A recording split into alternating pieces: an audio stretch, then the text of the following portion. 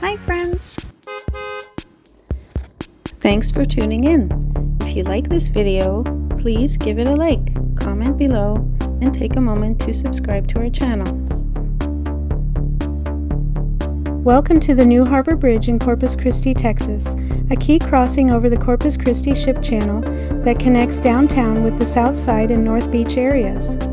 This bridge replaced the older Harbor Bridge to improve traffic flow and safety and is part of U.S. Highway 181, carrying thousands of vehicles each day. The bridge opened in 2023, designed as a high-rise cable-stayed bridge to allow ships to pass underneath without interrupting traffic. The project was a major engineering effort, reflecting Corpus Christi's role as a busy Gulf Coast port city. Thank you for joining us on this drive in Corpus Christi, Texas. Thank you very much.